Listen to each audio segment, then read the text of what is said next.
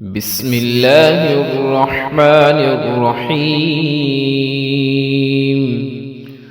قل أوحي إلي أنه استمع نفر من الجن فقالوا إنا سمعنا قرآنا عجبا يهدي إلى الرشد فآمنا به ولن نشرك بربنا أحدا وأنه تعالى جد ربنا ما اتخذ صاحبة ولا ولدا وأنه كان يقول سفيهنا على الله شططا وأنا ظننا أن لن تقول الإنس والجن على الله كذبا وأنه كان رجال من الإنس يعوذون برجال من الجن فزادوهم رهقا وأنهم ظنوا كما ظننتم أن لن يبعث الله أحدا وأنا لمسنا السماء فوجدناها ملئت حرسا شديدا وشهبا وأنا كنا نقعد منها مقاعد للسمع فمن يستمع الآن يجد له شهابا رصدا وأنا لا ندري أشر أريد بمن في الأرض أم أراد بهم ربهم رشدا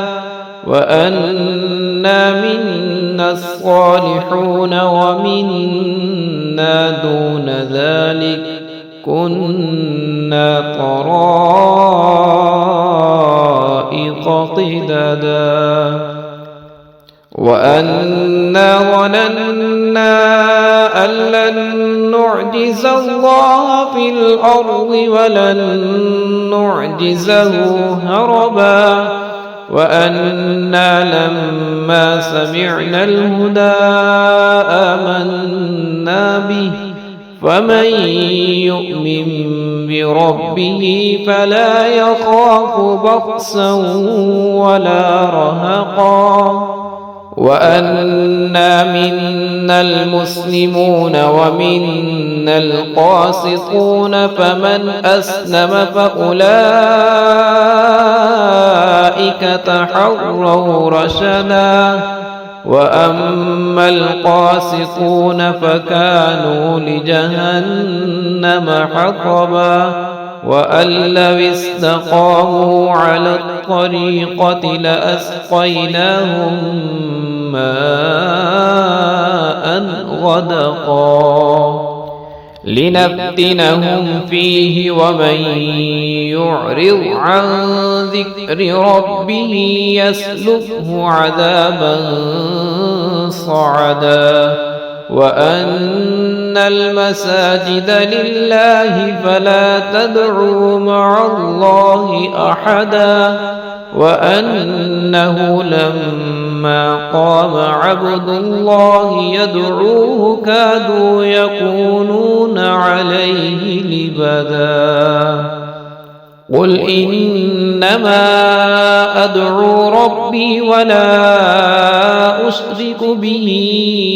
أحدا قل إني لا أملك لكم ضرا ولا رشدا قل إني لن يجيرني من الله أحد ولن أجد من دونه ملتحدا إلا بلاغا من الله ورسالاته ومن يعص الله ورسوله فإن له نار جهنم فإن له نار جهنم خالدين فيها أبدا حتى إذا رأوا ما يوعدون فسيعلمون من أضعف ناصرا وأقل عددا قل إن أدري أقريب ما توعدون أم يجعل له ربي أمدا عالم الغيب فلا يظهر على غيبه أحدا إلا من ارتضى من رسول فإنه يسلك من بين يديه ومن خلفه رصدا ليعلم أن قد أبلغوا رسالات ربهم وأحاط بما لديهم وأحصى كل شيء عددا.